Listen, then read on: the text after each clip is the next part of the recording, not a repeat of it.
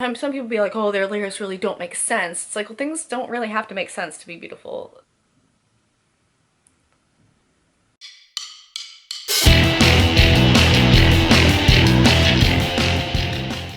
Hello, people! So before we start, I want to make a quick announcement. If you're watching this video right now, I want to ask you to please subscribe, because once I hit 100 subscribers, I apparently can get like a custom URL and it'll be a lot easier for people to search me. And I was also thinking about making business cards because it's really getting a little difficult to promote my channel. Like, of course I promote it on Facebook, Instagram, sometimes Pinterest if it's relevant. And I try and comment on other videos as much as possible, but I don't know, I feel like people get mad at you if you like comment your video on other people's videos. I get like if you're spamming, I understand it, but it's kind of hard to promote like within the YouTube community, and I feel like I'm not getting that many new people. And my friends are eventually definitely going to get sick of me posting my videos, so I feel like I want a new way to kind of promote myself. So I want to make business cards. It'll be a lot easier to put a custom, easy to type URL on a business card than something that's like XVA numbers. You know what I mean? So if you're watching this, all I'm going to ask is please click the subscribe button down below. It's shiny, it's red, and you know you want to do it. So by now, you know that I'm going to Rock on the Range to see the Red Hot Chili Peppers on Thursday, and I mentioned that they are my favorite band. So today I kind of just wanted to talk about how that came to be, and I'm also going to show you, I have two tattoos from them, so I'm also going to talk about why I chose to get 2 Red Hot Chili Peppers tattoos. Growing up, I was an only child, and I didn't really have much musical influences besides like the radio and what my parents would listen to. And what that was is my mom used to take me to Barry Manilow and Yanni concerts.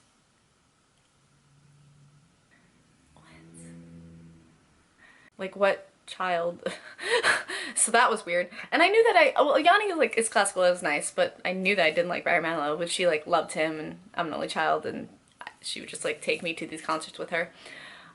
So basically that was my musical influence growing up. And then of course all the typical like little girl things like Spice Girls, Backstreet Boys, NSYNC. I liked that stuff. When I got to middle school and high school, I was kind of still like, I didn't really branch out from that, but I didn't really still, like, obviously I still like that stuff. Like, of course, nostalgia. You got it. You just have to.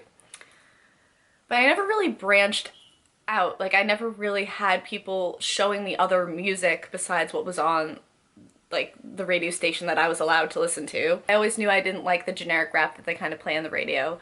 I knew I didn't like country. I knew I didn't like Barry Manilow.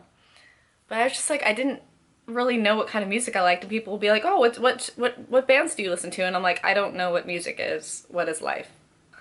I still listen to the Spice Girls. Like, I can't. What? Nobody does that? What are you talking about?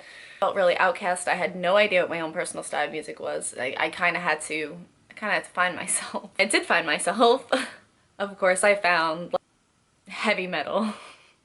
So I was like getting into like Slipknot, Unearth. Unearth was one of like my first bands I actually really got into. I had a big XXXL Unearth t-shirt that I would wear with my trip pants. Like, what? Oh, Lamb of God was another band I got into right away. I loved Children of Bodom. Like, I was obsessed with Children of Bodom. My MySpace had them in like a bathtub. Every weird thing I could find about them. I was like obsessed with Alexi Laiho, obsessed with Children of Bodom. I still love them, but like the realness, the realness of the obsession. I started getting into like heavier music, and it was really hard for me to do that because I wasn't even allowed to buy a Green Day CD. Like, I wasn't even allowed to get Dookie because it was parental advisory, so obviously I'm not gonna be able to get like kind of stuff from the store. My friends would have to like burn CDs, and I would have to like listen to them when I got home from school before my mom got home from work. And that's how I would have to listen to music. Enter my goth stage. Went through like a really dark, like, no pun intended, I was like also going through my goth stage, but I was also having a lot of emotional crazy stuff going on at that time. So I got into a really dark place, and all of that was just like really relevant. And then my immediate people I was surrounding myself with were really into heavy music and everything. So it's really weird that my favorite band became something that is the complete opposite of that. During that time period, I had just got out of a really bad relationship and I started dating this other kid that I met at camp. He was super knowledgeable about all the music he listened to, really into classic rock, which was something I just hadn't really been exposed to up until that point. So it was a very, very like kind of culture shock for me, and I'm coming in like, hey, look at me in my trip pants, like what up? So we were like polar opposites. It was crazy. So he would try and show me some of the music that he was into, and I was kind of just like not having it, just like put my blinders up. I had no idea what was going on. Like someone should have like hit me in the face. One day he decided to sit me down, he showed me the Red Hot Chili Peppers, and I was just kind of like, oh, ew, I don't like this. Like immediately I was like, ew, I don't like this. Yeah, that's right. I didn't like the Red Hot Chili Peppers at first. He was really sweet. So he just like showed me it and he's like, whatever, here, you know, let's listen to this. Cause he didn't want to really listen to any stuff like I was listening to, like, you know, he wasn't really into that. And then he showed me the Zephyr song. And I was just kind of like, okay, you know. I listened to it, took it in. I left his house that day and I could not get it out of my head. I just wanted to hear the song again. And so I listened to it again by myself. And I don't know if you have this thing, but I have a thing where people are kind of like, if we're in a car driving or just somewhere and someone's like, hey, listen to this song, here, listen to it now. I kind of have to go home and listen to the song by myself to figure out if I really like it. I don't know if anyone else does that, but yeah. If you shove music at me, I'm probably not gonna say that I like it right away. I really have to go home and figure it out. And just kind of listen to it by myself and reflect and fully immerse myself in it, and then I know if I like it. So that's what I did with the Zephyr song. I went home and I listened to it and I fell in love. And really, here we are now. I mean, the rest is history, honestly, from there. At this point, after Thursday, I will have seen them in 4 different states, including my own, which is very rare. They never come to New York. Literally, I went to see them here and they were like, okay, welcome. This is probably your first and last time you'll see them here. I have not ever done research as to why they don't come here, but that was pretty special. I've seen them in California, which is where they're from. I've seen them in Michigan, which is also where Anthony's from. And I'm gonna see them in Ohio, which I don't think anybody's from there. But that's so cool. 4 different states I've seen them in. And I also decided that I was gonna get them tattooed on my body. Actually, hold on a minute. I'm gonna go grab the shirt that inspired it. BRB. I'll probably never give away this shirt. I would wear this shirt like all the time. It's so old, it's so faded. I wear this shirt all the time. And I was like, I want this tattooed on me. So I literally brought the shirt to the tattoo shop and I was like, I want this, but I don't want it to say, I don't want this banner. I just want the asterisk with the wings. That's what I want.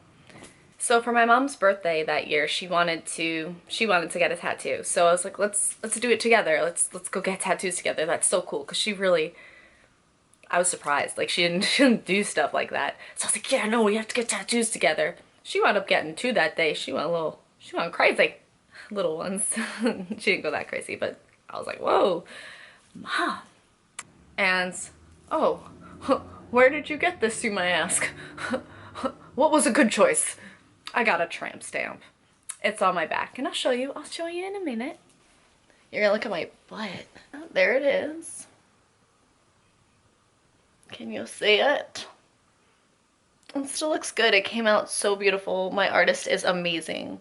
I decided that I wanted this just because the Red Hot Chili Peppers had done so much for me, taught me so much, inspired me in so many different ways, especially Anthony. Like, I had read his book at the time. It was just such an inspiration to me. I literally would carry around scar tissue like it was a Bible or something. Like, I would just bring it. I felt like I needed to have it with me. And I would bring it and I would read it. I've read it like 5 times and every time it just hits right here. Oh, don't get a band tattoo, like, oh, you're gonna regret it. What if they suck eventually? You know, I don't really care because they hadn't sucked up until that point and it's been a long time. And also, I don't blatantly have like their name or anything. It's just a symbol. Some people don't even know. They'll probably just be like, oh, what's that? But at that point in my life, it really meant something to me. And I don't regret it. Like, I still absolutely love my tattoo. with all my heart. But at that point in my life, it meant so, so much to me. So if, God forbid, anything ever happens where it would like potentially make me regret it, I still can look back on getting that tattoo and having it, number one, be my first tattoo, which is always special, and just think about everything that they'd done for me up until that point, and how much they meant to me at that time, and how much they've changed my life. So it's just, it's fine. It's fine. I have another one, and can you see? It says separate my side. Look at it. Yeah, so those are my Red Hot Chili Peppers tattoos. And I got the separate my side one, and I'm gonna make a whole nother long rambly video that doesn't make any sense about why I chose to, well, about the story behind this one. So, I got a whole bunch of other tattoos, like, up until this point, and I really wanted separate my side on my side because I'm so funny. Kind of wanted it in, like, Anthony's style of handwriting. And I was like, no, don't be stupid. Like, don't get two Red Hot Chili Peppers tattoos. Like, are you stupid? And I was like, you know what? If I ever meet Anthony Kiedis, I'm gonna get it. Thinking, like, yeah, okay, that's never gonna happen. Well, it did. So if you want to hear about that, stay tuned. Stay tuned. You're gonna have to watch another video to hear that story. But yeah, those are my tattoos. That's kind of my weird rambly story about why the Red Hot Chili Peppers are my favorite band. If you like this video, please remember to give it a thumbs up and click the subscribe button down below. You know you want to see what it does. Help me hit 100 subscribers so that I can get a URL and start making business cards to promote my channel.